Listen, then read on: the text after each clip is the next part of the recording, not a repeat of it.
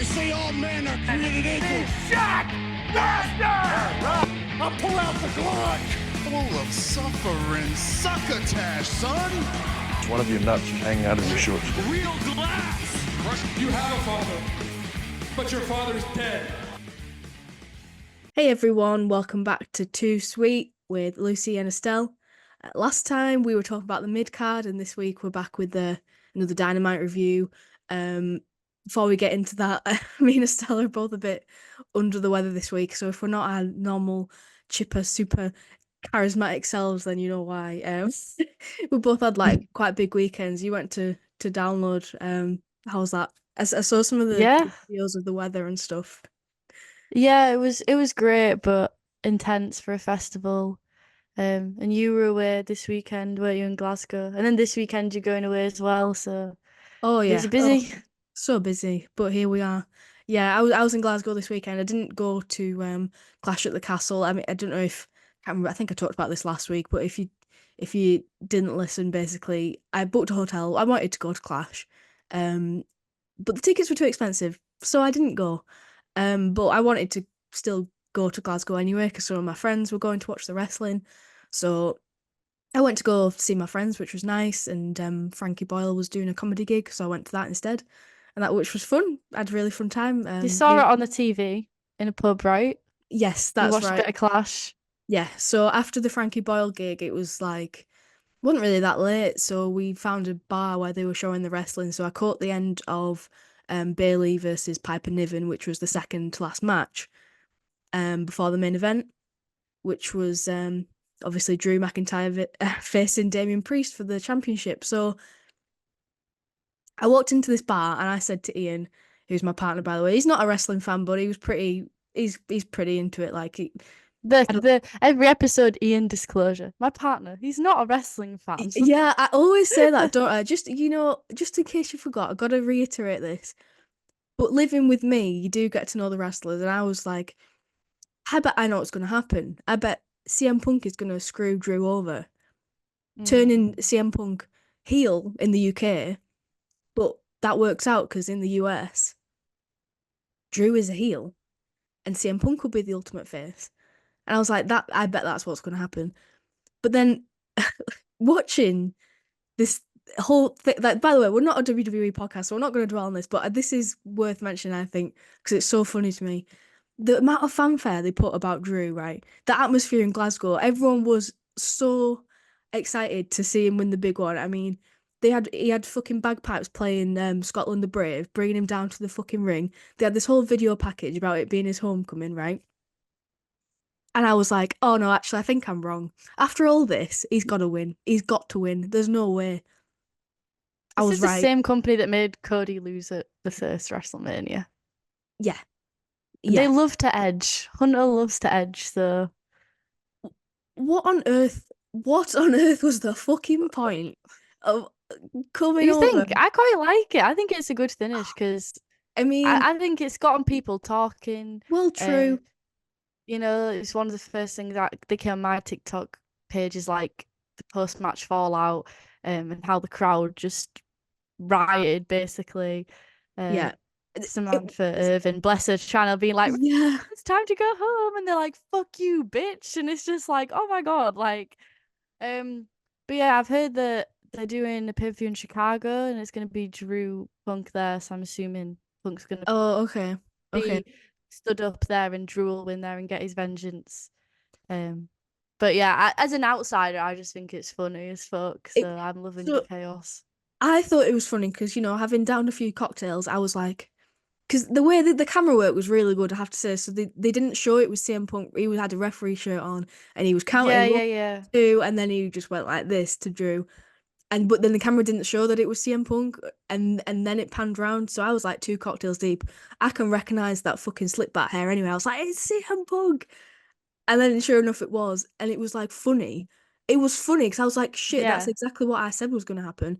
It makes complete sense. I totally see why they did it. Like, the heat was fucking red hot. But thinking about, like, if I'd spent 300 quid and I was in the nosebleed just to see and I saw that, I would... What a troll. How fuming would you be? And I was like, thank God I'm here and not there. What was the vibe in the pub? Like, were other people outraged? To be fair, like where we were sat, there wasn't that many wrestling fans, and they hadn't like cut the music off or anything. The music was fucking blaring while this was going on, so I All could, right, it was just this on the yeah. background while like a Pitbull cosplayer is like walking Oh around yeah, and this is just another thing that happened in Glasgow. Yeah, a girl dressed as Pitbull doing a striptease for a henpai. That was the point where brilliant. I was like, I think I might be on crack or something. And then from then on, it just got even wilder. So yeah, and then Clash finished, and then they had a WWE Network subscription in this bar that I was in. I could see them navigating to pay-per-views, to Backlash 2004. Someone selected that on purpose. It What? wasn't an accident. It wasn't like automatic. It wasn't random. Someone went and picked that, and then this pay-per-view started playing with the fucking Benoit video package to start off. I was like, what what is happening right now? Where am I? It And then sounds great though. It sounds it like a great night. it was really fun. It was really fun. I like, like I said, didn't get to go to the wrestling, but I still really enjoyed it. Um, Oh, you you know, basically did. You got the vibe. You exactly. watched That's it kind of what I live. wanted. I wanted to get the vibe, and the vibes were good. Ian had to take me out of the bar because I wasn't talking to him. I was just sat there watching Backlash 2004. So we called it a night and went home. So it was a good weekend, but how funny. WWE basically just telling everyone in the UK to go fuck themselves. I mean, cool. But anyway, like I said, we're not a WWE podcast, so we won't dwell on that. Even though I have just dwelled on it for quite a long time. Um, let's actually get into what we're here to talk about, which is Yeah, I mean, Dynamite as this well week. that Wyatt Six thing as well. I think that's Oh kind of shit, yeah. made its way over to me. I always find it interesting what makes it because I'm not watching the product, so I just kind of hear the major talking points. So, um, yeah, I believe that was on Raw though, right? Like it wasn't a Clash. Yeah, that's right. So Raw this week was, It was like the finishing angle, them taking out everyone, these six people. yeah, literally, it was sort of implied that they shot Chad Gable.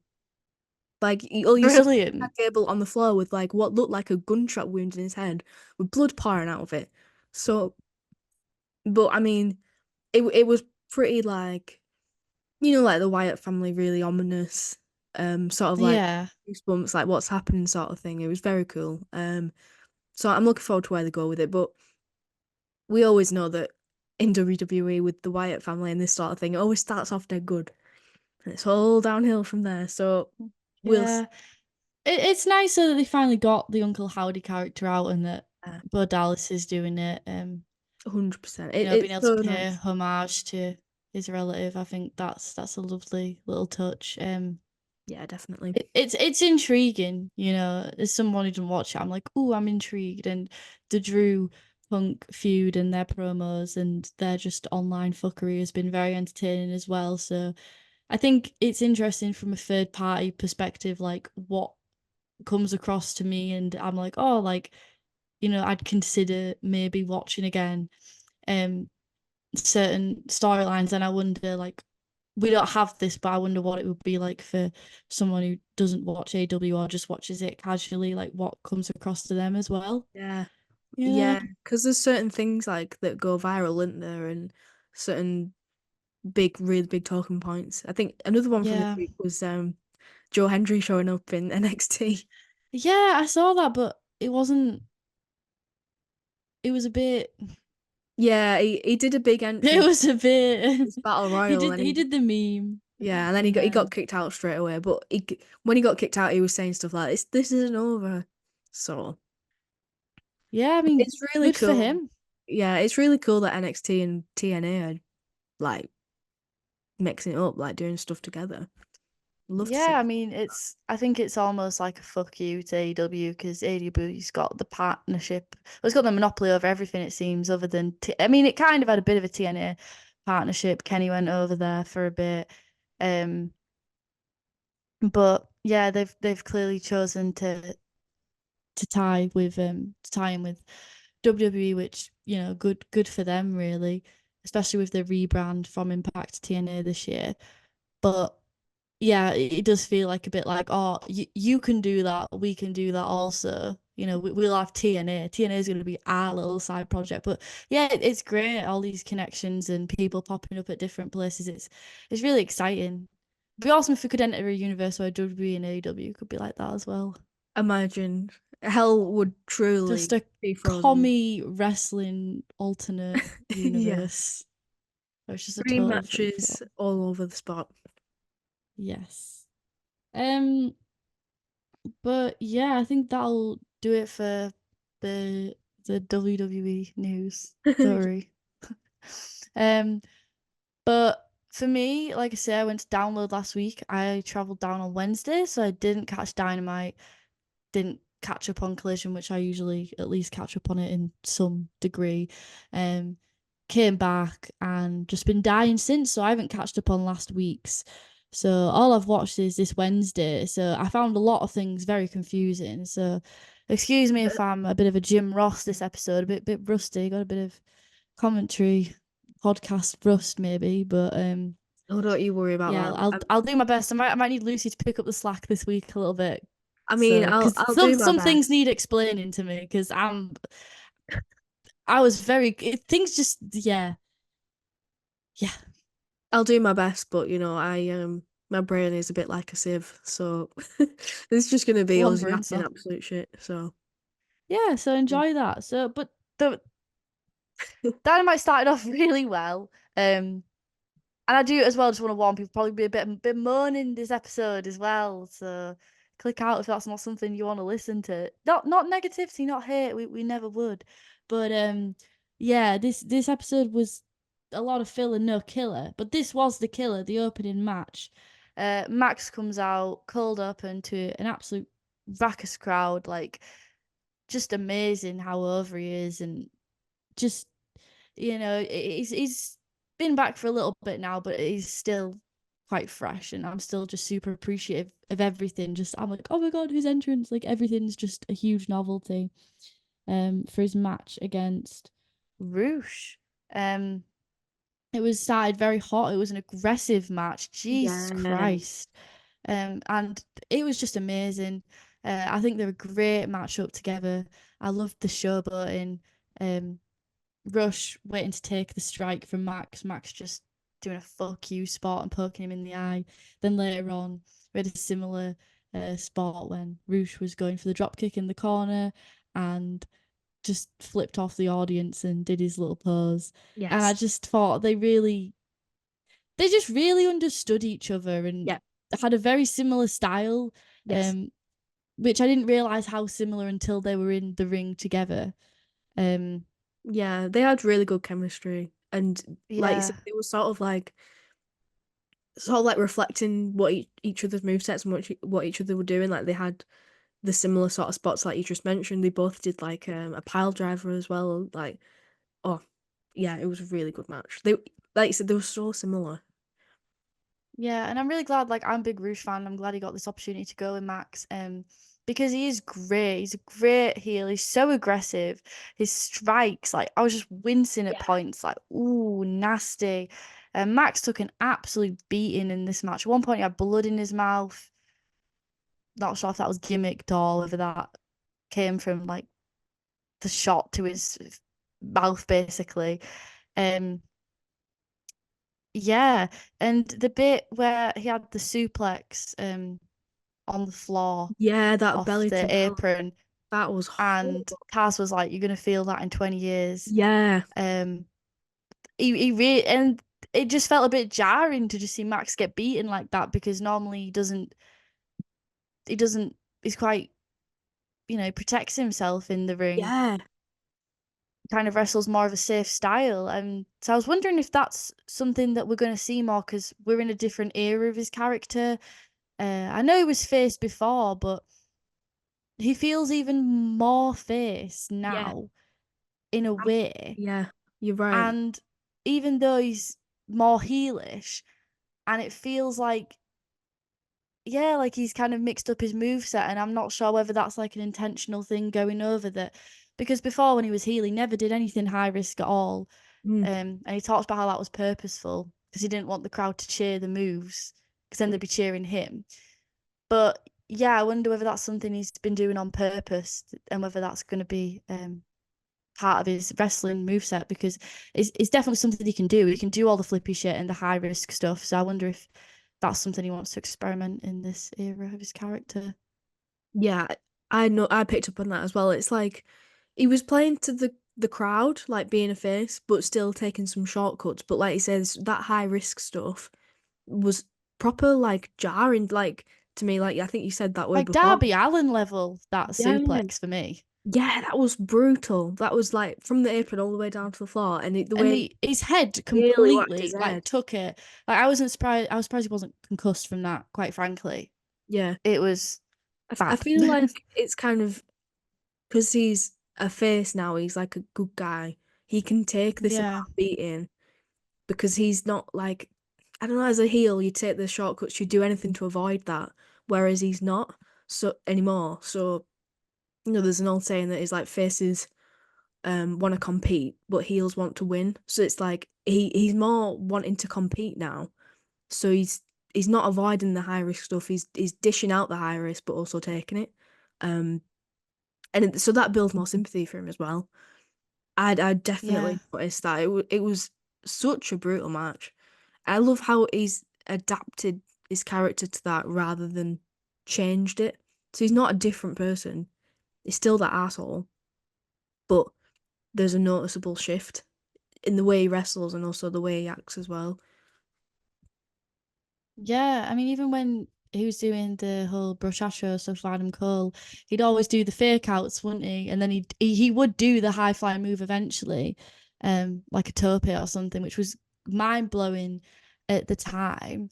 But he still would be hesitant, but now he's just throwing himself at it. But I think that's great, because if we're gonna get matches with Swerve and Ospreay, and that was teased later, let's pull out those high risk maneuvers now, because that's gonna be great in a match with one of those guys. Yes. Um, So true. So true. but yeah, like I said, just brilliant. Rouge ripping up the fan signs. I also like the spot where he was just smashing him into that barricade. That was Yeah. that That was would look great. So so nasty. yeah, Max picked up the win with the Heat Seeker and then the Brainbuster. But I hope they give Roosh something more for him to stick his teeth into, Yeah, he was because really I think he good. just needs something like maybe like a faction. Uh, I don't know. I do feel like I love a good faction, but I do feel like we're a bit oversaturated with factions right now. So I'm a bit. You don't join the Don Callis family. That was also later. Yeah, that was Like teased, wasn't it? I don't know if I want that, but just something, because he's too good. He's He too is good. really good. I don't think I realized how good he was until this. This was great for really showing off how good he was. Is. Yeah, and then at the end, it was announced that Hechicero is gonna go against MJF at Forbidden Door after he basically called out Max. Uh, was there any notes of this last week with the Uh, Gates of Agony? Did they have any presence on last week's TV? Was like my first question. um, I don't think so. Nothing memorable. Nothing like with Matt. Yeah, I'm pretty. yeah. So this was just like after this great hot match, gonna fight Hechicero, who I'm sure is this. I'm gonna have loads of people be like, Hechicero's amazing, and he's like a lucha legend, and that's awesome. But it's like we said a couple of weeks ago, Forbidden Door, like what Forbidden Door used to be, absolute dream matches to now. Mm. And I'd be very interested to know whether this presence of I always get confused between CMLL and AAA, which one we're on now, because we're on one, then we went to the other. Think it's Sorry, JR moment, guys. Yeah, CMLL. They both hate each other. Very offensive that. It's like bloody Liverpool and Man U. Um, that's probably what it's like though, and I'm like fucking I can't remember which I think one.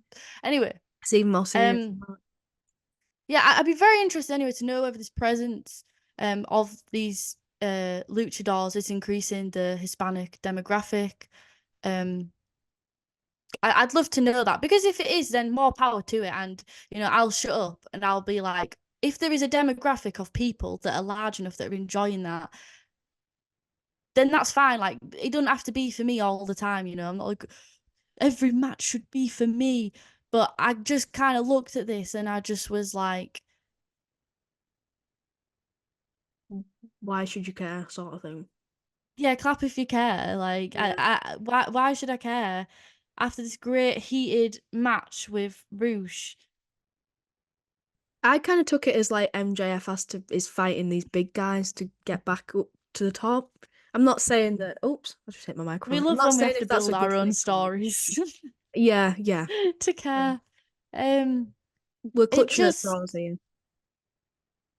yeah, and I mean, like, I haven't really been given a reason to care about Hechicera. I'm sure he's great. I'm sure there's going to be some great moves in the ring, but yeah, for you, Max, as well, like your top star, how hot he was when he came out, and he can make gold with anyone. Not that Roosh isn't interesting before or anything, because he isn't, but you can put anyone with Max and they'll get the rub.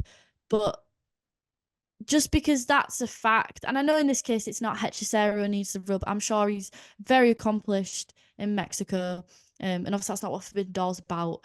But I do worry that sometimes we take for granted Max's star power, and yeah, he has more longevity than other wrestlers, but in the long run, if you keep putting him in these low level matches, you're going to keep chipping and chipping away at your hottest star, essentially.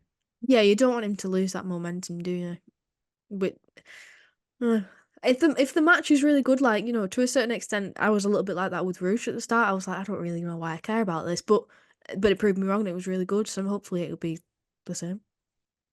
Yeah, I guess for me, like Forbidden Door, and this is just general Forbidden Door gripes, is there's no. I really struggle when there's no payoff.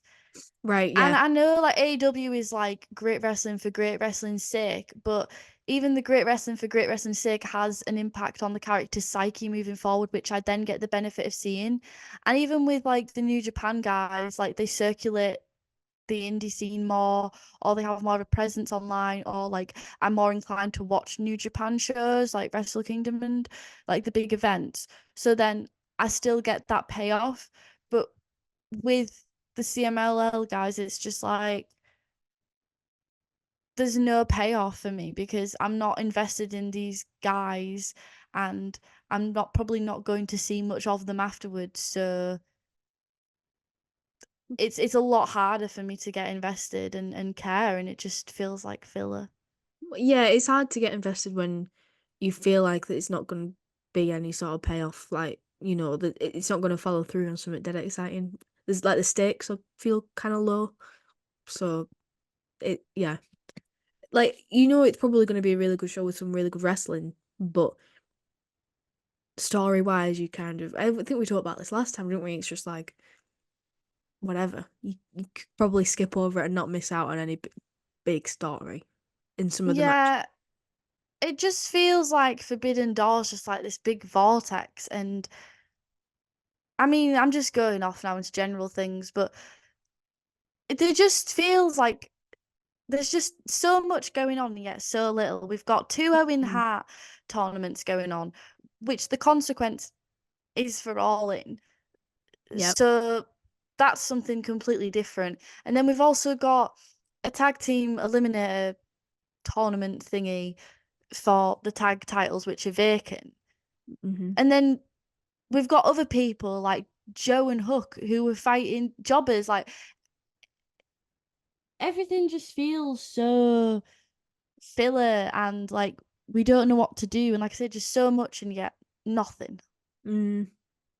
It is fair criticism. I think it depends how you look at it, really, doesn't it? Because I thought this week was like in general, but a pretty good episode. And like, to be That's honest, so interesting because I was so down on it this week. yeah, I know Other than this first match, like I didn't enjoy any other part of the show. Well, Oh. maybe some parts, which I'll touch on when we get to it, but very minor parts, really. Interesting. Yeah, I just think I'm just ready uh Something for else. Christmas, for All In, Yeah. like It's like when the it's like bonfire night, innit? Like bonfire night, yeah, it's all right, but like you I wait for want to get to Christmas. Christmas. Like, yeah, And you I'm just just had waiting for Halloween. Christmas. Yeah, I've just had Halloween, like that were a belter. And now we're just in no man's land, and I'm just ready to get to the good bit. And I'm like I say, strike when the iron's hot. Like later on when we were alluding to Osprey and Max, that's where the money is. Like it's just my biggest gripe. I'm impatient. I'm impatient. Yeah, you're in it for the destination, not the ride. This is not the ride. This is like the ride to the service station. This is like a side quest. This is oh. But anyways, and another match announced for All In. Forbidden Door, which is actually quite exciting, is Orange Cassidy versus Zack Sabre Jr. And I am up for that. Oh, that's so sexy. I cannot That is wait. very sexy. No complaints from me there. Yeah, that's gonna be cracking. Love Zack Sabre Jr. so much. What a pleasant surprise it was when he was on the card as well later on Yeah, it was Dynamite. great to see him. Great to see him have that presence. And like I say, for that match as well, like there's more fallout, there's more consequence, there's gonna be payoff, and you're gonna see it. Yeah, Whereas like even in Orange Cassidy, like I know there will be some small whatever the outcome may be, like there will be some kind of outcome on his character, but I feel like especially with the character of Max, it's just another guy. It's just another guy for him to fight. yeah, yeah. Because That's like characters like Max just don't really work. you know that he's gonna win in the end. It's not really close. Oh yeah. So Oh yeah. for that reason, yeah. Um and then we had a really weird backstage segment, which so we had Orange Cassidy, Dante Martin, Matt Briscoe, and Kyle O'Reilly, who were a tag team for the 8-man tag. Jack Perry randomly walks past, says nothing. And Matt Briscoe's like, "You little bastard," Yeah. in his redneck way. Yeah, Kyle O'Reilly's like, I will follow that man anywhere. And proceeds to follow him off camera. And then Cassidy gave her a bracelet. A friendship bracelet, not just any bracelet. He is a Swiftie though. Like he does love a bit of Taylor Swift, bless him. But what? So, yeah, they It just teamed felt like a last week. train wreck. They teamed last week. All four of them. Yeah, I can't remember exactly where it came from last week, but you know, whatever. Dante Martin just contributed nothing to this, by the way. He was just kind of there. Dante Martin is like the wafer that you get in an ice cream that tastes of nothing, and you want a flake, but you get a fucking flimsy thin wafer. Just a whole That's what he load of is. nothing. Just flavorless, and you're eating it, and you're not really enjoying it, but like you might as well. You have to dip it in the ice cream to get that flavor. That's like you have to have him with someone else to get a little bit of flavor. Yeah. Just Everyone else brought some personality to this. He was just kind of like, "Yeah, I agree." He literally said something like that and then walked off. It was like, "All right, mate. Thank you for that oh, contribution." Me oh contributing to the dear. group project. Oh, brilliant. But it was just really it was fun, yeah, but I was like, okay. And Whatever. then we had the Will Ospreay Swerve little confrontation. Will essentially said that he can carry the weight of both belts and he doesn't need Callus or the family, which was a bit of tea. And I'm like, yeah, no, you don't need them. And Swerve said that Will can't sacrifice as much as Swerve has, then hit a nerve with his son. and his Oh man, I'm sorry. I'm so over this. Like, don't you dare mention my kids ever again, or I'll kill you. It's like all he said was that you're gonna have to sacrifice your kids. Like, if you're champion, you can't spend as much time with your kids because you're gonna have to be touring all the time. Will, he's right. Why are you getting angry over this? Oh, it just felt really forced to me. I don't know. I don't know. yeah, Will Ospreay's biggest Swerve was right. character point is that he just loves his family a lot. Wow, how interesting, how different. Well, Well, some people don't love the family, but as a when, child-free person, it's hard to relate to. oh, well, yeah, I guess. But how many times have we seen this in wrestling? I've become what I hate. Like I'm just clutching at straws. Like as a child-free person, it annoys me that he's talking about his stepson. Like I sound like what the fuck, mum and Estelle. But yeah, you're totally right. Like, what is he on about? Like, yeah, he's obviously gonna have to sacrifice some things, like time with his family. I thought it was funny as well that Swerve was like, I've been doing it all by myself. I don't have any friends. And Prince Nana was just stood there. I was like, come on. Throw this man a Yeah. bone, poor guy. Nana was trying to mediate throughout this, Mm. which was nice, so he didn't like totally descend. Yeah, Uh, when it started getting personal, he was the one who got in the middle of it and was like, right, that's enough. Let's save this for the match. yeah, yeah. The voice of reason.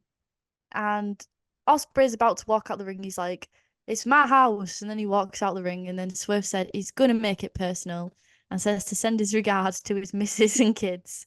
Oh, how Um, dare he? What a despicable man. well, I thought that was kind of giving shades of the Hangman feud when he broke into the home and threw his shirt on Hangman's kid, and I got quite excited about that because I was like, does that mean we're gonna have a more gritty return to form? Like, yeah, let's get dirty, let's get personal, because that was one of my complaints, that Mm, Swerve's title reign has kind of sanitized his character a bit, yeah, and he can still be face and have that edge. So I would love it if we kick this feud up. And yeah, it's cheap and it's a bit overdone, like going for the family, but if that's part of his character, he just goes yeah, after people's families, then like fair enough. yeah. I mean, yeah, um that's a fair point that Swerve is always yeah, he's been getting under people's skin by making it personal. So yeah, in that sense, I just feel like it was just weak way of start. Like you have to kickstart it somewhere, don't you? I are felt you like this sure was you like, like this episode? oh yeah, Or is this going to be one of those where we keep going through every segment and you're going to be like, oh, actually, maybe I didn't have as much fun as yeah, you just loved it because Claudio was on. you're That's right. why you're like 10 out of 10 show. You're right. You're absolutely right. I can't even like argue with that. You're absolutely right. No, but Uh, I don't know. I don't. Yeah, you make a good point, and to see it going forward, I'll be interested to see where they take it. But I just thought it was funny how Osprey was supposedly dead fuming that he mentioned his family, but then he charged in the ring after Swerve said that. Didn't even hit him. Didn't even. yeah, I did think that was a bit funny. I'm trying to remember a few weeks ago as well, you commented on that, how there was no, I can't remember who it was, but it should have come to blows and it just didn't. Oh yeah, That yeah. weird week when they were in Denver and everyone was just really chill for some Like reason. whatever, whatever. Yeah, that's fine. They're all stoned. Um, but yeah, that was a bit strange, wasn't it? Like all bark, no bite. Didn't Mm. really do him many I guess, favors. I suppose in a way you're building up the tension for when they finally do fight. I guess. Yeah, I'm just hopeful that, like I say, we return to form with a bit of edge. When he went to Nick Wayne's training, the Wayne family training facility, and just annihilated Nick Wayne. Hmm. Yeah, I'm looking for some more of that, yeah. really, The evil. because that's what got him over. So Right. I think we just need to just step it up a bit. And Osprey is clearly the baby face in this situation. Not that we can't do True. face, but someone needs to have a bit of edge about him. And clearly, Yeah. it ain't gonna be Osprey. No. No, it's not. The man cares about his kids and his wife too much. Fuck that guy. You think we can get behind a guy that loves his kids and wife? Come on. We like deadbeat dads, no joking, and we don't. We don't. So following that, we had the Callis family reaction because Will basically fucked him off in that Yeah. segment. And Takeshita just did nothing. Beretta popped off. Callis was like, "Look, lads, it's gonna be fine. Like, don't even worry about it." I like how Takeshita just didn't even seem like he gave a fuck. That was quite class. But it left with the camera panning on Kyle Fletcher, who looked quite torn. So, I wonder what that could mean because they have an interesting relationship. Like, I've always kind of seen Ospreay as like his big bro. Yeah. Took Aussie Open under his wing with the United Empire. So, maybe that's gonna have some mini feud sort of consequence of like I don't think it's like, main event. Maybe like a main event of Collision or something, but could lead into something in the future. Yeah, planting some seeds there. Yeah, so then we got the 8-man tag, which I did quite enjoy actually. Yeah, me As I too. say, it was the four from earlier versus Roddy, Takeshita, Zack Sabre Jr., and Kyle Fletcher. At, at the front, someone was holding a "We Miss Sammy" sign. Oh my god, yeah, they were. I need to meet this person. Who out there is missing Sami Zayn? I know He's also a wafer. Sammy Guevara. Yeah, he ain't He a flake. that is so true. And they put "We are here for Sammy" as well. I assume it was the same person. It's like, come on. But then No, he was you on don't. suspension. We are here for Sammy. I know. It's like we miss Sammy. No, no, we don't. Speak for yourself. Yeah, just had to comment on that. 'Cause, Yeah. some people. Yeah, we started off with Cassidy and Zack Sabre Jr. sort of had a little moment. And then we had Kyle O'Reilly descending on Roddy, which was nice. Yes. I like it when we've got an 8-man, a 6-man, whatever, and the two characters that have beef just go for each other. Like, Yeah. that's always a nice touch, I think, because, yeah, why wouldn't you? Hmm. Um, and it was just a great 8-man, what you'd expect. Fun, chaos. Loved the little bit where Briscoe did the Death Valley Driver, and then that was followed by a splash, which Dante and Kyle also delivered, and then followed by an elbow drop from Cassidy. Like that's just sort of fun little sequences that you get from those types of matches. Yeah. Yeah, what did you think of it? Did you have fun with it? Yeah, I thought it was a really good match. Um, yeah, like you say, it was really fun. You had like these different stories going on. It was really fun when Zach and Orange Cassidy were interacting, and then, like you say, Kyle O'Reilly and Roderick as well. I loved it when Kyle had Roddy in a knee bar on the ropes for like an unreasonable Oh yeah, that's time. the point I was talking about. Like it was just great, just on him like a fucking spider monkey. Like, I didn't even Yeah, give him a chance and just tormenting him. yeah. Poor bloke. Um, when Dante Martin like did that springboard from the top rope onto the outside, he jumped so fucking high, he nearly missed everybody. That was Yeah, pretty wild. Yeah. And then he's I don't know if yeah. you had like picture in picture, but after that happened, Taz Taz said, Dante Martin's obviously been watching the best of Taz Volume 5, stealing all my offense. The delivery was No, I didn't hear spot that, on. but that's So funny. that's brilliant. Taz was great. Um, yeah, and I think that's one of the things AEW does well. That I can't speak of WWE today. I'm not sure what the tag matches are like nowadays, but especially back in the day, like a tag match that wasn't a tag team match always felt quite throwaway, but they always managed to put their own spin and their own dynamics on these multi-man matches. And it's just a great way to spin many plates at once, and they use them very efficiently. Yeah. They could just go out there and go through the motions, but every guy even Dante Martin, bless him. They put the heart into it, and even if they're just in the corner having a little brawl, like they really do the most that they can to Yeah, get the most out of the match. And I always appreciate that. So, yeah, for hats sure. off to AEW's booking and the wrestlers for that. Yeah, 100%. Yeah.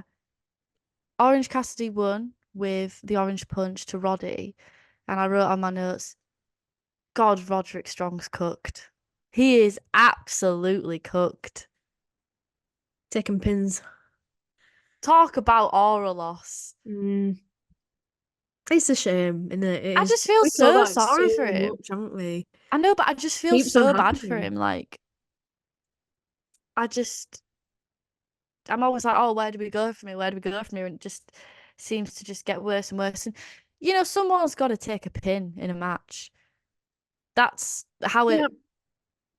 rolls. You can't win every night, Yep. but when someone was so high or was esteemed to, I just think he must just feel so disappointed because he was part of that faction and things were going really well for him, got the international title, and then it all fell apart. And again, like I've said countless times, I don't blame him for pulling the plug on it. I think it was the best decision they could have made, but it's just such a shame. And you see Kyle O'Reilly and where he is, and then you see where Roddy is, and yeah, just feel a little bit sorry for the guy. I can't lie. Yep.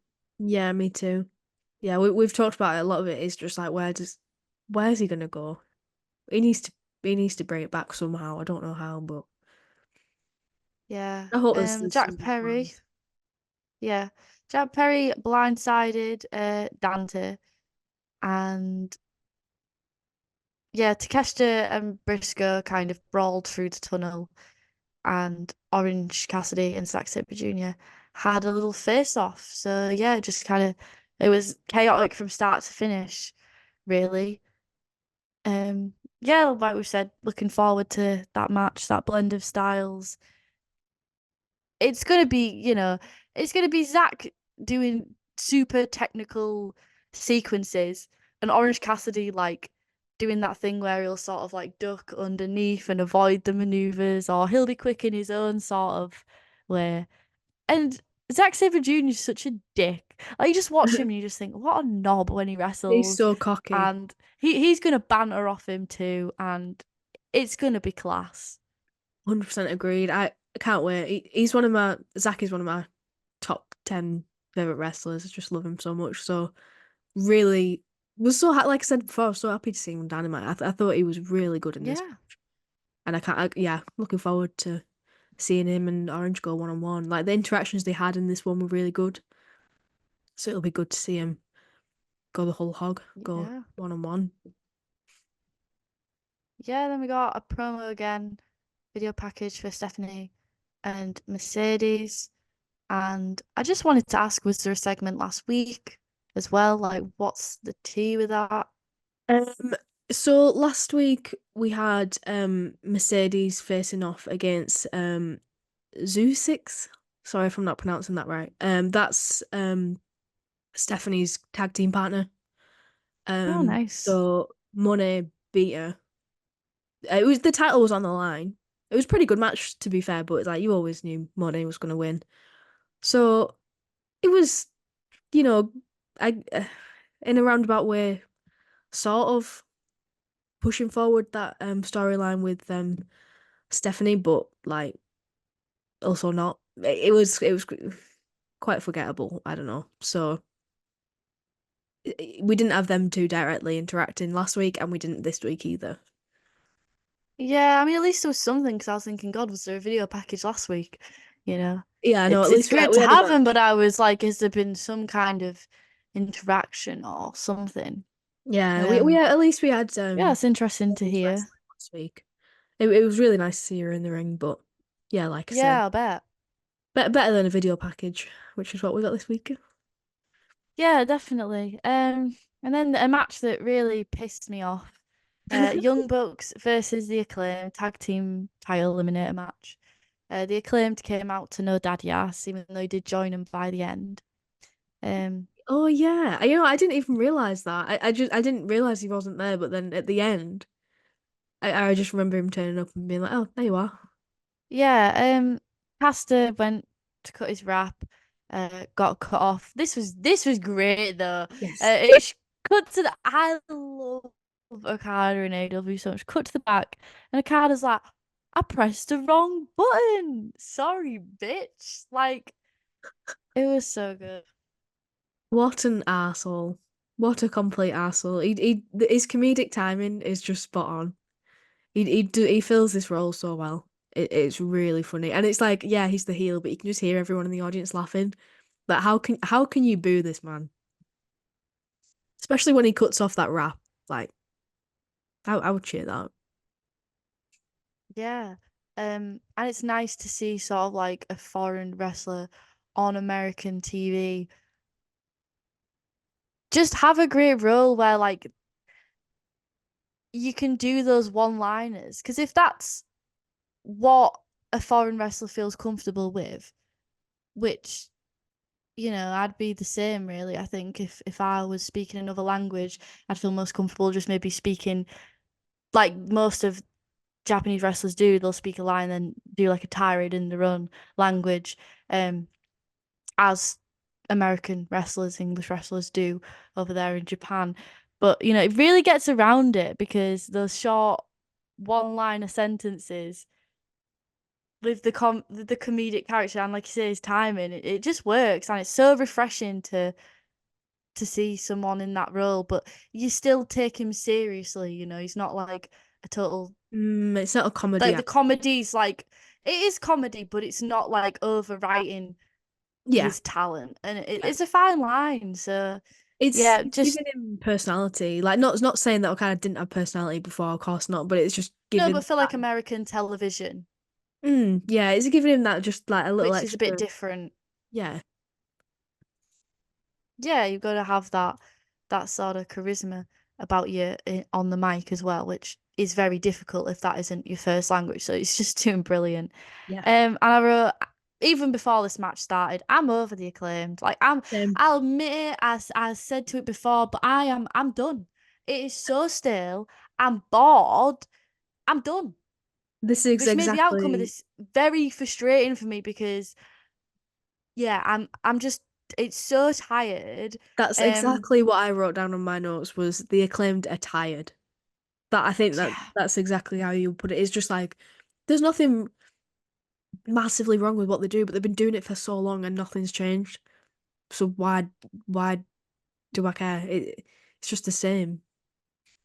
Yeah, and it's like you can have those sort of one-liners. I think a great tag team to compare them to is to the New Day, who are quite formulaic. New Day, like, it's a new day, like all that. Um, and they could have been very one note, but they've always subtly kind of shifted it a bit throughout their career. Yeah, they've Those always sorts of, brought in like different stuff. but Like But yeah, they've been very samey at the same time, but they never got they've not old, and you'd changed that always gimmick. think like, oh, they're gonna get old, but they never did.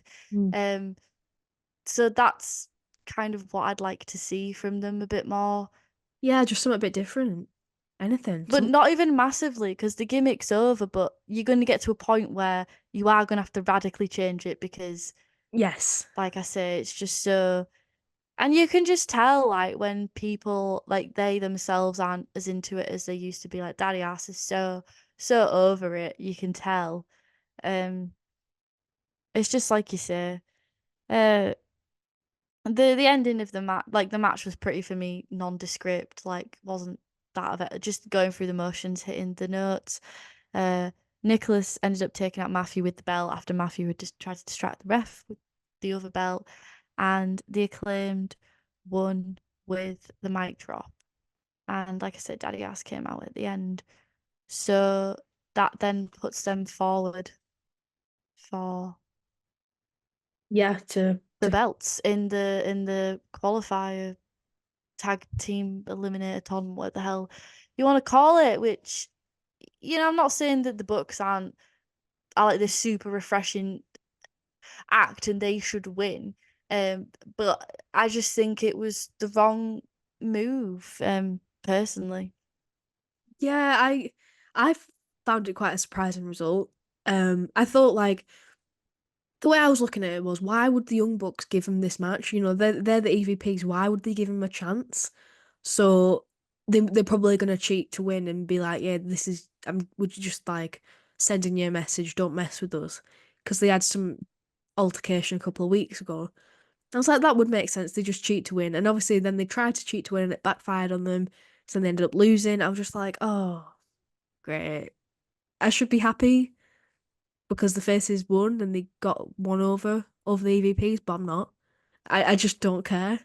Yeah, they just look like schmucks, and yeah, I mean, it's not like, the Acclaimed are going to win the belts or anything. They're still going to have to go through other tag teams, but to me, this was like a sign of, oh, they're winning and they're going to stay the same. Mm, yeah, Like, there was no teasing if this is like, oh, we're going to go heel, or oh, there's going to be some character changes around here, because at least with them losing against the Elite and the Elite being pricks and cutting off the mic, at least then you can see him getting frustrated and you're like, oh, maybe we're going to get something a little bit different. But then for them to win, it's just like, oh, we've overcome that now and we can just keep on doing our same old spiel because yeah, there's no challenge ahead of us that will force us to change. yeah, exactly that. Yeah, I totally agree. It's just like they don't have that catalyst to change, which is what they need. Yeah, so that were a downer. And then we had Joe and Hook, this was also just weird and confusing to me. Joe was kind of coaching Hook, and then they went into the Premier Athletes uh dressing room, and there was a note which basically challenged him for a match on Collision. You What do you say to that? Like, you what do you did say to that? right. You did miss something last week. So last week, Samoa Joe and Hook tried to do the same thing, and they actually did. But they took out them backstage. Tony Nese and Oh, riveting TV. yeah. So then this week they did it and it failed. I know last week it was kind of fun. It was like Samoa Joe like leading Hook, sort of like leading the way, them beating on someone together. It was kind of fun. Um, yeah, this week was very weird. I didn't understand what was the conversation they were having before.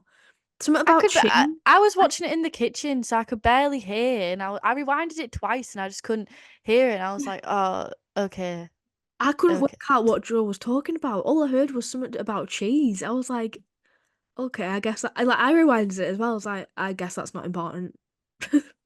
If you want to do the Joe Hook thing and have him do this weird storyline, like do it on Rampage where you would expect to see Tony Nese and his gang. Mm. Don't put it on Dynamite. I mean, don't do it all, quite frankly. But if you're going to do a low stakes angle, that doesn't mean that the low stakes jobbers step up to Dynamite. It means that you're stepping down. Mm. Okay, like, don't take up TV time with this garbage. But it's Just ridiculous. Samoa Joe. Well, if Samoa Joe wants to talk about cheese and go knocking on people's doors, bloody reading a scavenger hunt with Tony freaking Nese, then that says it all, doesn't it? Is Joe bringing them up or are they bringing Joe down? You obviously They're bringing Joe down. There's no other way about it. And it's gone on far too long now. We're on week 3. Ridiculous.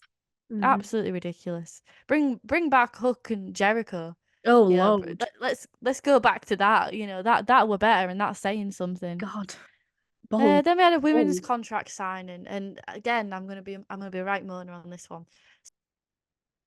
Yeah, so they had the contract signing, and Mina said that Tony got weak as champion, and says that she'll take Mariah and the women's title. Tony didn't really seem that bothered at any point that Mariah was on the line, which like is quite interesting. Like, if that's the route they want to go to. I mean, I say interesting with, as you can tell, bated breath. It's minorly interesting, but it adds another shade at least. Mm. But Tony just didn't seem like she gave a fuck. Like, she wasn't like, this is my girl, you're not taking. She's like, oh, he started going on about a buffet. And yeah, she signed the contract. Is that And like they both. Tony's sort of character though? Is sort of like she's sort of in her own world type of thing. You should But then not it that doesn't she work, doesn't does care, it? but When commentary's trying to put it over, like, oh my god, guys, Mariah's on the line. Like, they were like proper hyping it up on commentary. And then the person who's supposed to give a fuck is like, whatever. welcome to the buffet of Tony Storm. Like, yeah, just off in the clouds. It just doesn't work then, does it? Yeah, there is like a conflict there. Yeah, you're right. You are right. Because she kind of has to give a fuck for it to feel high stakes. Yeah, maybe we'll see that. Uh, yeah. So then that were all just a load of crap. And then Saraya came out and said she What didn't was come all this alone. about? And she brought Anna J, which. And then, yeah, it just kind of descended into madness with Saraya kind of luring Tony Storm in with the hip toss. But she moved out of the way last minute and she went through the table. And just convoluted, just absolute convolute. Like, yeah, I'm happy more women are on the TV. I'm happy Anna J's getting some TV time. And but this isn't what I mean when I say I want more women. This Yeah. isn't what I mean at all. No, Like, convoluted is the right word. I was like, why are these getting involved? Like this storyline was fine. A simple contract signing. It's not lighting my world on fire, but it's fine. Whatever. And then they come out. I'm just like, why?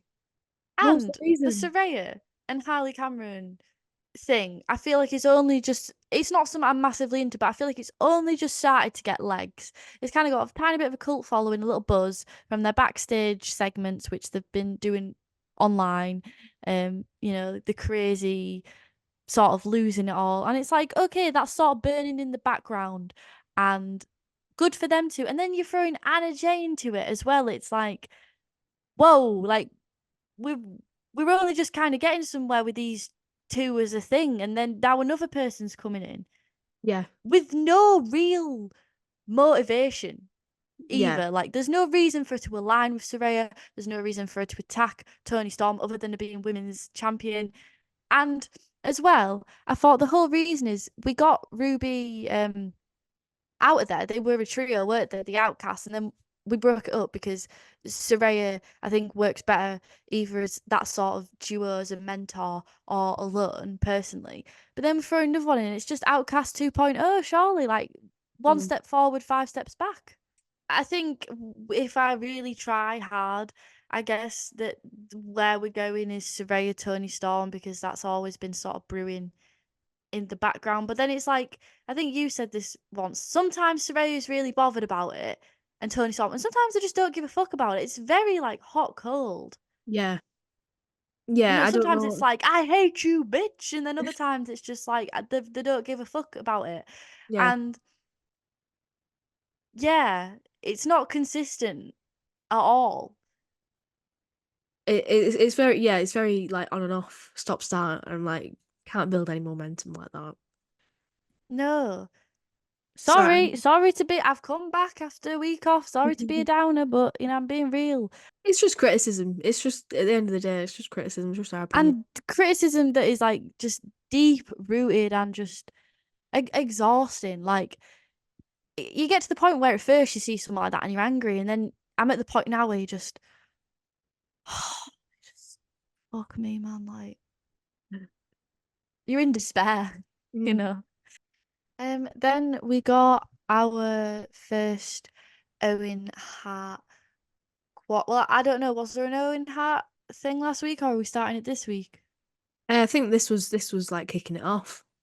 This match. Yeah, so we got our initial quarterfinal match in both the men's and the women's division. This was the women's match, and this was a part of the show that I really enjoyed. It was Statlander versus Nyla, and I was just so happy to see Nyla. It was obvious she was gonna get beat, but she's just always been one of those figures where, as we're having all this crap going on. Why are we not using someone like this? You know, Yeah. previous women's champion, accomplished. She's She's like got a one of the different OGs. build, and yeah, OG, a different build to the majority of the women in the women's division, which means she sort of has a different move set, like a brawler type move set, which makes it very interesting to watch. It's not the same old. Yeah. And she's very passionate as well. And like I say, OG, and against that, it was like watching like Dynamite circa 2020 or something. Yeah. It Yeah, was a really really good enjoyed match. this. Yeah, I enjoyed it. It was really good. This is what we mean by when we say we want more women's wrestling. This Yes. simple is what we mean. Well, yeah, because you have it with the men all the time. You put on a match that I'm not, this was in a tournament, so maybe not the best example, but you know, there's not much background. You just put on an absolute banger of a match, and that's great. And people, I know people criticize it, but in general, you like to see that with men's wrestling. We like that with women's wrestling too. It Yeah. doesn't have to have this like overbooked. I hate that term, but overbooked. Like drawn out. Oh, that was the Overall definition of story. overbooked. Yeah, it doesn't need to be like that. Be simple. Yeah, so Statlander, she came out, she's looking great. I love the little bit where she lifted Stokely up onto the stairs. There's such a great act. And I Yes. think Stokely being with just one person as well, really just enables him to shine more and buff her stat up. And He's it's so just funny. he is so funny. And I loved how Stat picked up the win with the tombstone to Nyla Rose. She do be strong. That was like a really brutal looking tombstone as well. I know. She is amazing. And Stokely called out Willow at the end, essentially saying that, well, yeah, he called Willow out, and then Willow responded, and she essentially said, I'm versing Deeb at Rampage, and I'm coming for you. And obviously, she's going to beat Deeb, so in the next stage of the tournament, that will be a match, and it's a great storyline, and Willow hasn't had the chance to give Stat her comeuppance yet, and yeah, looking forward to that Yeah, me for too. sure. That'll be a really good match, I think. Yeah, and again, it's simple storytelling, but it's effective, and I'm looking forward to it, and I want to see who wins, sort of thing. So, like, obviously, that's the point. That's the point. And it's So, not been hot and cold. It's been consistent. They were yeah, friends, then the cheap shot. Now they're not friends. Just but it simple. it wasn't like it wasn't like this typical sort of women's storyline where it's like we were best friends and you betrayed me for no reason. Bailey Sasha Banks. Yeah, it was like there were it was building up to it, and you sort of didn't expect it, but then it happened, and there was sort of reason It was behind it, perfect. and there's a It lot was of story perfectly behind. done. Yeah, And this perfect things like this in the women's division before you go on and do it. I'm not saying never give women's wrestling complicated stories and nuance and multiple yeah, factions and multiple people, but if you can't even get the fucking basics right, then like where do you go? yeah, for sure. Yeah, so next up we had Private Party doing a backstage interview with Renee, and the learning tray came out. And I've been wanting to share this fact with you in the podcast for ages. I learned recently that Redwood, which is the nickname for Big Bill, who obviously is the pure one in the faction, he's shares in Jericho's optimism. But Redwood is a tree that doesn't rot. And I thought, that's clever, Oh, that. oh, is it? I did not know that. Yeah, a bit of tree lore for you there. The more you know about trees. Oh, yeah, exactly. Um, and Jericho says he used to avoid the pile driver because that don't work for him, brother. Yeah, that I And have to be honest, that did make me that laugh. were great. That were great. Um, and then yeah, set up for a match on Saturday. So I'm guessing last week was sort of a segment, what I kind of gathered, where Jericho was kind of trying to welcome his branches into the learning tree, and it didn't go well. Yeah, so they had like this talk show segment, they called it TV time. Like Piper's Pit, for example. Like one of these. Yeah. He had it in the ring, and he had a cardboard cut out of a tree. And then Private Party was sort of like baiting Jericho on, because he was like, being patronizing, being like, you young guys don't even know how to climb up to the top rope anymore. And so Private Party were like egging him on, being like, all right, go on then, show us, why don't you show us? And then they pushed him off the top rope when he got up to the top rope and destroyed the cardboard cut out of a tree. And it was quite silly. It was quite silly. Yeah. Yeah, they have a match on Saturday. Moving on. Danny Magic was on commentary for Daniel Garcia having a squash match. And he was then this was a convoluted segment. So yeah, that happened. And then he got attacked by Kong and Leona, who were part of who then ascended on him. Max made the save. Hechicero got Max in the armbar, and then Ospreay came to his aid. Then they sort of evened the playing field. Max and Ospreay nearly came to blows because they sort of walked into each other. There was a stare down. Ospreay helped Danny up, who then eyed him for his title, and Brian Cage and Ospreay set up a match afterwards for a match on Collision.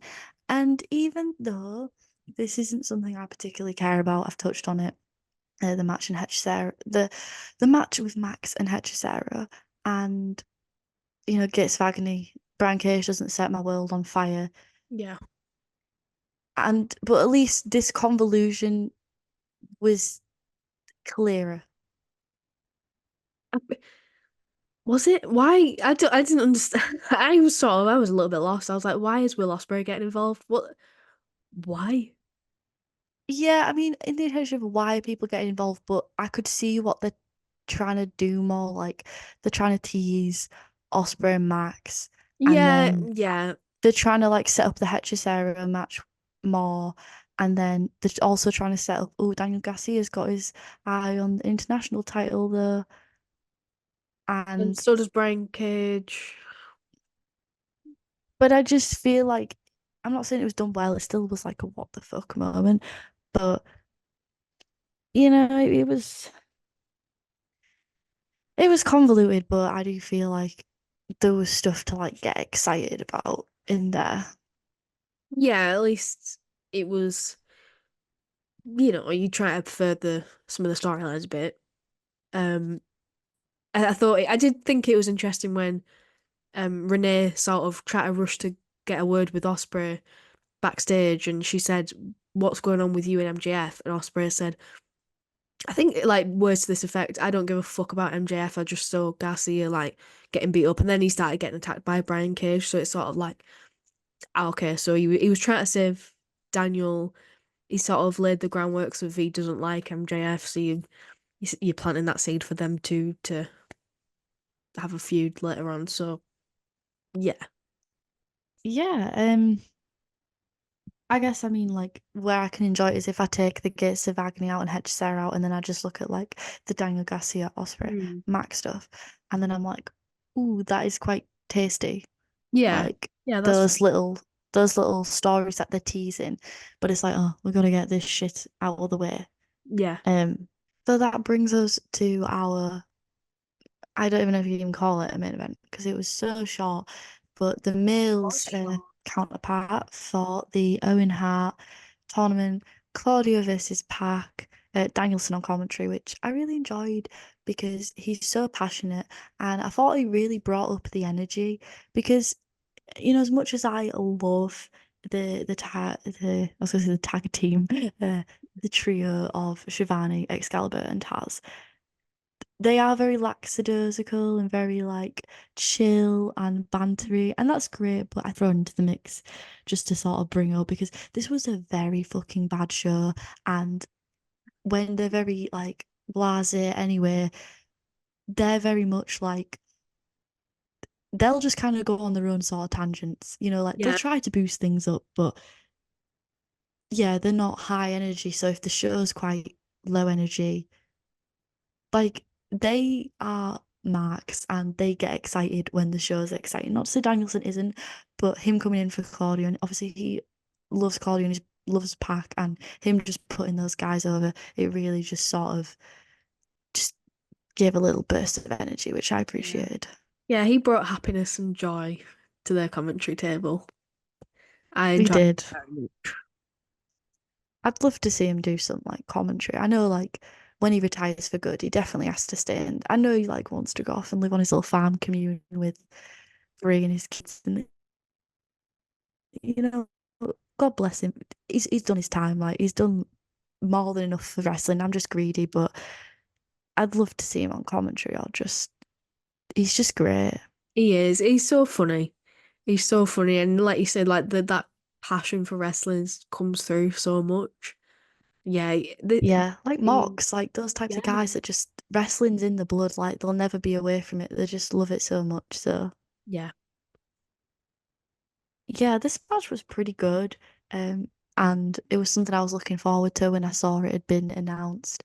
And they're both brilliant alone. They were brilliant together. But like I said, it was very short, even though Was. Dynamite was on overtime this week, and it felt like it never really got into its third gear because of the finish, which was essentially like a roll up exchange of the 1, 2, 1, 2, and then Pac just got the 1, 2, 3, which I appreciate that is a different finish and it's unexpected and it catches you off guard. And I guess like it was meant to be like these two guys were like giving each other everything and they were equally matched and oh we just got it by the skin of his teeth. But because the match was so short, it didn't feel like that. Like if that was the intention, it didn't come across it just came across like, oh, that was a bit flat for two people that should have really been given the time of day. Yeah, I agree with you in the fact that it was short, and I would have liked to see them fight for longer. But I quite liked, I quite like the finish to be honest. Like as the fish out of water thing when they do like the multiple pins and stuff. Um, I think probably as a Claudio fan, I liked it because he sort of, well, obviously he lost clean, but it wasn't like he took a finishing move and he was out cold. It was sort of like he was caught off guard and it could have gone either way. Often when you have a spot like that, it's just sort of a filler moment and it's not you don't often see it as the finish. So I quite liked it for that reason. And I got the impression that they were perfectly equal. Um, I'm disappointed obviously that Claudio didn't win because he's my boy, but I'm not mad about it because I just really enjoyed the match. I just think it needed more time, I Yeah, it just did. think I'm all for the finish, but the finish just didn't feel as effective as it could have been because it was like we got to second gear and then did it, but fuck me, imagine if we got to third gear and it Yeah. was like it was super intense and then we did it and then it'd be like, whoa, like it Yeah, was that's just a bit fair. awkward for me. That's fair. It did sort of feel like sudden, like you said, like you Which it hadn't. should have done, Yeah, but you hadn't quite reached that peak. but not in a good way. So overall, the show for me was a 6.5. It was a six. It was a six. It was a six. Wow. I feel like that's pretty harsh. I don't know. I enjoyed it. I don't know why our perceptions were so different. I feel like there was quite a lot of storytelling. There's quite a lot of good wrestling. Probably because I'm biased because Claudio main evented. Um, but, Tony Schiavone even said this is one of our best dynamites ever on commentary during the main event. It says that every week. But It's like that teacher that's like, this is my favorite class. yeah, oh, Every class is his favorite class. this is the worst class I've ever taught. Um, Or when they go to like a concert, this is the best city ever. This is my favorite city to come to. yeah, wrestlers do that. Cheap pop, innit? I don't know. I don't think it was the best dynamite in the fucking world, but in in general. I just was quite entertained throughout. To me, 6 is a bit harsh. What would you give it? Well, you think a 6? A 6.5 is the highest I could I push. could, I don't think I could do a 7. can I I not don't meet in think I the could do a middle at a 7. 7? No, Damn. because the only good part about it was the opening match. And then what else was good about it? A fun little 8-man, but yeah, that's just fun. It's just throwaway. The main event Uh, wasn't even treated like a main event. There wasn't a main event. Chris Um, Statlander versus Nyla and Rose was a good match. yeah, but what proportion of the show did that take up? Yeah, not very much. Well, are we going into 6.75 if we really can't agree? Meltzer can do 3/4 stars, so fuck it, 6.75. We'll meet in the middle. I'm Um, curious to know what other people think, so please let us know. Like, are you leaning more yeah. towards Estelle or more towards my opinion? Like, do you think it was good or do you think it was bad? Because I'm interested because I think this is the first time we've properly like had a very different outlook on something. It's not just, we've disagreed before, but it seems like we've got a really different outlook on this. Yeah, I mean, I've taken a week off, and also like I'll be the first to put my hands up and say like I'm not interested in Forbidden Door. Mm. So to me, like I said at the start, it's all filler, no killer, and I'd rather get to the money. I'd rather get to Rizzle kicks. Let's skip to the good bit. That's just what I'm all about. That's the way I live life. So yeah, that's Dynamite, and we've just got two little news pieces Mm. to get into now. Yeah. The first of which AEW announced today that they're coming to Cardiff on the 21st of August, so like the week before All In, and they'll also be doing Collision there. Yeah. Is it like a double tape? Are they doing Dynamite and Collision on the same night in Cardiff? Well, I didn't look at that. I assumed it'd be I know it's both in Cardiff. I assumed it was Wednesday, Saturday, Oh, I don't know. I don't because know. it's usually taped live Collision. Yeah, yeah. I mean, either way, it's really cool that they're doing more in the UK rather than just All In. Not that All In is by any stretch a small thing to do, but it's nice that it's not just the one show. Yeah, because normally you get either a post or a pre, um, especially for WrestleMania in the city before. They make it like a whole week, don't they? And they'll Yeah. have like the post WrestleMania, the pre WrestleMania. Usually that's in the same city, so Mm. it's where all the fans can congregate. But I guess for me, like I'm just questioning why the location is Cardiff, um, because like me and Lucy, we've both said we unfortunately will not be going because one, money, um, two, location. Like it's just too impractical, and that makes it more expensive for us because we're both northern based. So at least if it's near London, we're traveling down south, we could have maybe like tagged it on, bolted it on, but Yeah, Wales, it's it's just also way out of the way. it's also like not conveniently timed either. It's not like directly the night before or directly the night after. So then you've got the extra traveling. You'd have to go to Cardiff, then go home, then go to London, then go home. It's two really far places from where you live, and they're not close to each other. Really, like you said, like they're both south, sort of level with each other in south, but they're like two opposite sides. So it's like it's not going to work for me, I'm afraid. But This yeah, doesn't work for me, brother. it don't work for me, Cardiff brother. doesn't work for me, brother. I'm happy for those Welsh wrestling fans who can go to it. Like I'm sure it'll be good, but yeah, I don't. Too short notice, Tony. I can't get that annual leave, my dude. As much as Typical I might billionaire want being to. out of touch with the Yeah, common working man. yeah, But it's a small arena, I'm pretty sure, so I think they'll fill it up. The die-hard fans will definitely attend, and hopefully it's just a sign of things to come. It's a test in the yeah, waters. yeah. Like, let's just see how this goes, and maybe we'll get a tour over here. Maybe we'll get more consistent shows. That'll Because be I think yeah, we'd definitely be interested in it if it was like either timed super close to All In and in a better location, or even better timed outside of All In, because then Yeah, spread it you'd out be a able bit. to save up Yeah. for, you know. Um, but yeah, happy for those that live nearby or those that are planning to attend, and it'll be really cool to even just watch it live because Yes. that's something. I mean, that's something we didn't get. Like All In, we got to watch after, but I wish I could have like watched myself.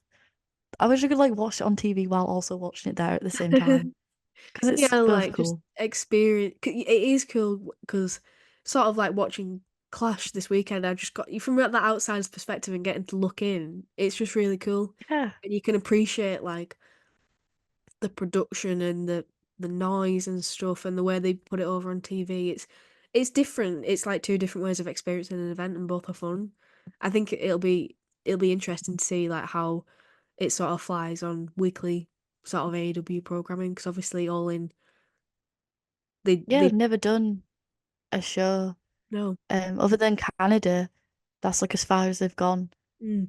outside. So yeah, it'll be interesting. I'm sure the UK crowd will absolutely bring it. So it'll be a great, lively little show. So yeah, it'll be great. Something to look forward to at the very least watching. So then that brings us on to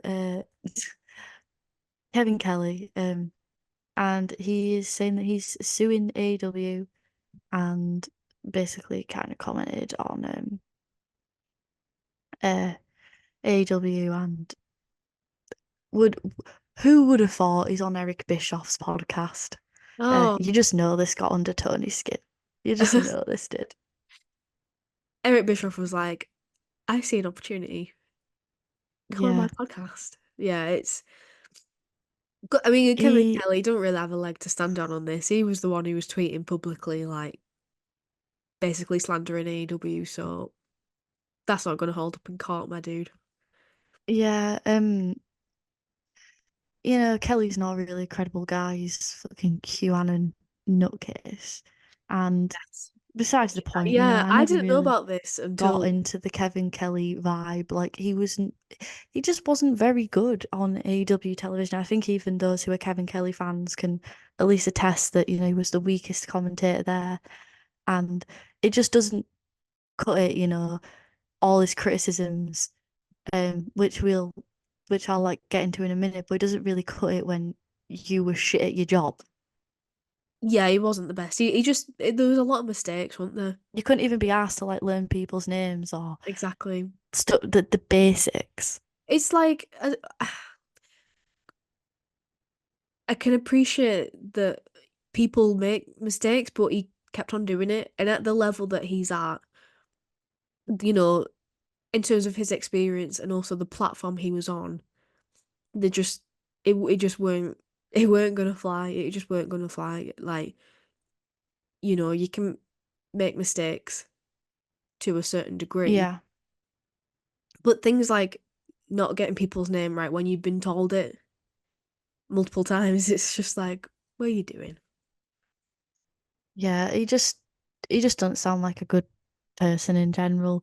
Mm. But anyway, some of his criticisms, he said that he's not very good at, some of his criticisms are fair, I will say that, but it's just difficult for me to take it serious, like, because even if I share some of these sentiments, I'm just like, it's just like angry man shouting at old man shouting at the clouds kind of Yeah, vibe. yeah. Like you kind of brought this upon yourself, sort of thing. But anyway, he was talking about how he's not very good at utilizing all the people on his roster, which I think, yeah, we can agree to that. I mean, this episode, uh, in particular, you know, kind of showcased that, Mm. and that what he's trying to do is essentially create PWG or an indie promotion at a large scale, but that'll never work because it's too niche of an audience, and he thinks that he can just like convince people to like that niche uh, wrestling style, and also his media presence doesn't really help, which I think are all like fair points, but I think like the thing is with him and Bischoff is like they take those points and they're just like, well, AEW's doomed. It's trash. Yeah. It's terrible. Like it'll never ever work. But it's like, yeah, what you're saying is fair. Like it is very niche and it is to a certain audience and he doesn't utilize people the best, but that doesn't take away from the amazing wrestlers he has. It doesn't take away from the amazing matches, pay-per-views, Yeah. things like that. Like they just take it to like one fucking extreme to the other, you know? Like it's the best thing to it's the worst thing, which it's really not. Exactly. There's no nuances there. It's just like it fucking sucks and it's gonna die a death. It's like, yeah, we know you've got experience with that sort of thing, Eric, but Ooh, that's not. It's not. Oh, the negativity is wild. It's wild. Toxic. yeah.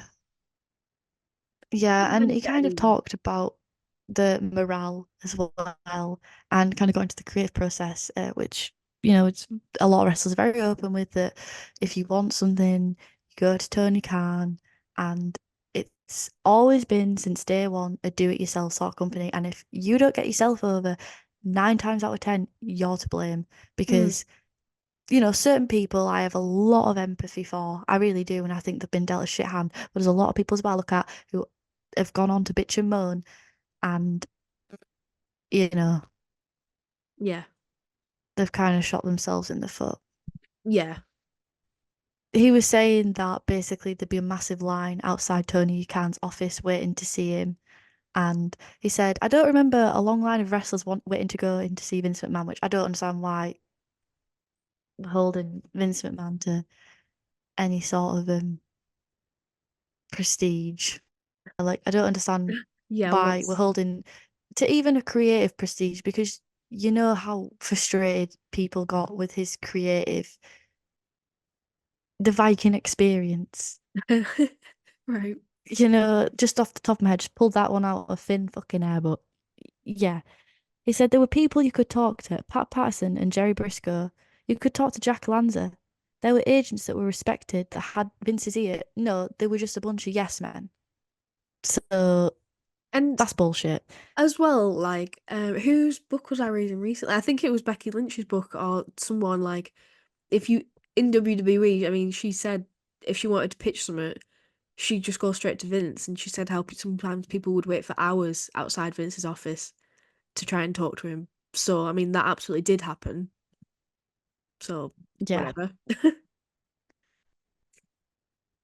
Um, yeah. I mean, it just kind of said that it's a bad thing that Tony Khan has the ear of so many people. But the thing is, I've never really seen many people speak poorly of that. Like, a lot of people have things to say who are perhaps disgruntled or have gone on to go back to WWE or leave AEW. But I think that just isn't a criticism, valid criticism, because even recently, like Renee was talking about how amazing it is to just have like a boss. And again, this isn't like a Tony Khan, like, oh my God, Tony Khan's the best ever, like he's flawless. But it's like that privilege to have a boss who will listen to you and Yeah. to have that privilege of creative freedom, like, you know, it's a privilege in and of itself. And it's like when people talk about AEW and the wrestlers and you know one of their favorite things they always say is I love how there's all different styles of wrestling, which is like fuck you Estelle, we love lucha wrestling. And they also always say you can do what you want here. Yeah. It's So it's like you can be creative, you can explore different things. If you've got an idea, it'll be listened to. That's for the most part, a positive thing. yeah, and I think as well what we're trying to allude to with like talking to Pat Patterson and all that is like they were kind of his proxies, so then Vince could kind of tell the proxies to say no or to like put a Vince spin on it and it sort Yeah. of maintained some kind of order with creative. But then that also stunted a lot of people's creative and especially for many, many years stunted women's wrestling for one. And again, I'm not holding Tony Khan to like, oh my God, Tony Khan's great at women's wrestling because he's really not. But it really stunted that because Yeah. a lot of the times it was like you have to wrestle a certain way. You can't just slap and pull hair. What Yep. do you mean you're gonna strike? Like you wrestled the women's style of wrestling. Do you think they had bloody Vince's ear? No, they fucking didn't. And even if they did, and some people maybe did listen to them or whatever, the fucking there's these script writers, right, in WWE, and they on the night we've heard stories like can get told just to change it. Oh, Vince has decided he don't like it, change it to this on the night of Raw, for example, and it has to get rewritten and all scrapped and completely changed. The wrestlers can't do anything about it because they've been caught off guard. They've got like what, an hour till their match. This isn't like a model of amazing practice. No, and we're not saying AEW don't have problems and Yeah, that they're not deep rooted and some of those things, yeah, valid. But it's like I say, it's taken to the extreme and being like, and then just riding the dick of WWE of like WWE's amazing, it's got the best creative process. Vince McMahon was the best creative boss ever. And it's like taking aside Vince McMahon as a person and Vince McMahon as a boss in other aspects, but you're gonna tell me Vince McMahon was good creative. not in And you know recent. what? Vince McMahon just, yeah, but not even in the past. Was he even good creative in the past? Because a lot of it wasn't even his ideas. He just rode the Right. success of Yeah. other wrestlers, Yeah. big cult wrestlers. What original Vince McMahon idea was good other than him being a cunt on TV with the Austin feud, which was just him playing himself? Yeah, Like, exactly. other than that, like,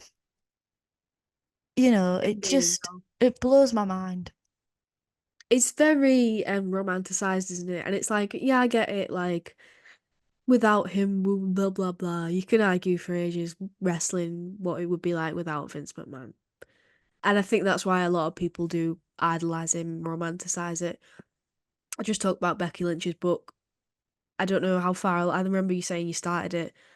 Yeah, Um, I'm about like halfway through at the minute. have you got to? Have you sort of found that I sort of found she was a little bit like she criticizes Vince a bit, but she's also, I don't want to say guilty because that's maybe not the right word, but she also is one of these people who is like, oh, but Vince allowed me to follow my dream, and I'm so grateful, and what an amazing man. And it's like, I Yeah, I get it, mean, a I lot of do them get have it, a but toxic relationship. It's like he was like a father yeah, figure for them, and it was a toxic environment. And even if you were one of his favorites eventually, and even if he loved you, like The Undertaker, and The Undertaker will probably never say publicly a bad word about him, and possibly even privately. Um, but just look at that man and how much that man has given and the mess of his retirement and the guilt tripping and the manipulation of him going to yeah, Saudi and him being their prize pony and the treatment of the Undertaker, which is, that's the highest you can go, but the burden he has had to bear on that yeah, Vince has kind of put on him and manipulated him so heavily to the point where he feels like he can't say no, and even now, he'll say in interviews, "Oh, well, I don't want to come back, but if they wanted something, I'll never say never." And it's just like, yeah, oh my God. And like, yeah, we're kind of going off now on a tangent, and we're maybe being a bit like WWE bad, but like, I mean, how can you not think Vince McMahon bad? Like, you know, common sense. But yeah, it's just that romanticizing of it and of the past.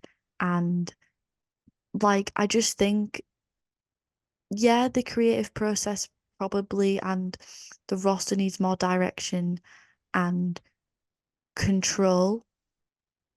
Like, I don't think that's a bad thing to say, but I think I would much rather be in an environment where people can do what they want and enjoy themselves and be in an environment where they're not scared of their boss. yeah, and not manipulated by the boss. Like, I would much rather live in that sort of weird timeline of him trying to hug wrestlers and be their Yeah, friends and stuff than live in a timeline of what he's. proposing. Yeah. Well, And I just think it's really classless of Kevin Kelly to go on Eric Bischoff, and I mean, obviously suing him, but I just think it's just really classless because, yeah, I think to just go on that podcast and to make the comments that he did, it just rubbed me the wrong way. well, he's just very bitter. He's just bitter, isn't he? And it's obvious that he's just saying it because he's angry, and it's never a good look when you reactive like that. It's never good. Yeah, I don't know if he's just trying to get in with WWE maybe for his next job, trying to butter them up. Yeah, but it's stupid, isn't it? Because they wouldn't take him back, I don't think, ever, because he's shown his ass at AEW because he wasn't even really very good on commentary. He's shown himself to be a conspiracy theorist, and now he's shown himself to be reactive and moody and stuff. So no one's going to want to employ him now, apart And from... he's not a good enough commentator to Well, exactly. have that much controversy attached to him. Yes. So It, all round, he's fucked it. He's fucked it. he's fucked it, mate. He's absolutely fucked it. But him leaving led way for Nigel Farage. So not Nigel Farage, not McGuinness. Two different people, like two I very told you I'd different have some. people. Both British, both called Nigel. I told Equals you the I'd have some jam. Nigel Farage versus bloody MJF. Get it booked. Wembley. Get the milkshakes out, lads. Last episode we had Jojo Siwa, Ronnie Radke, now I'm booking MJF, Nigel Farage. I'd pay for that. What a draw. And with that madness, I think that wraps up the episode for this week. Yeah, 100%. I just want to... This is maybe a bit too late for this. Just a really quick plug, but on Saturday there is a wrestling show on in Barrow, in Furness. If you're anywhere near the area, you can get to the area called Knockout Wrestling.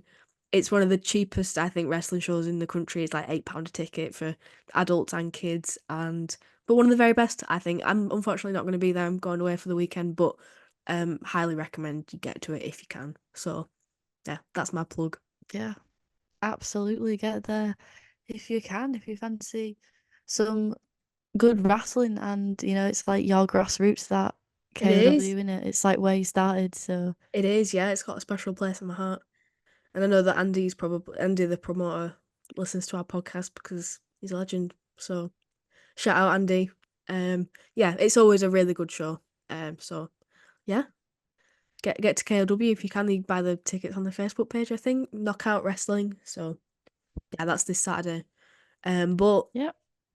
if any feedback, any ideas or stuff you want us to talk about next, if we're gonna do that mid-card episode we did, like exploring topic, was so fun. So Yeah, if you haven't listened, please give it a listen. yeah. It's kind of its own entity. Those monthly episodes will be of their own entity, so you can pretty much listen to them whenever. It's not like a yeah. Dynamite review. Yeah, Like, it's not gonna going to go out of expire. date. Yeah, it's not gonna go out of date, so definitely go back and watch that if you haven't. Subscribe so you don't miss anything, and leave us a like and comment if you think Dynamite was good or bad this week, because I'll be interested to know. We love a comment. We do. We love a bit of validation. Yeah, we do. We love the engagement. I must bid you adieu, goodbye.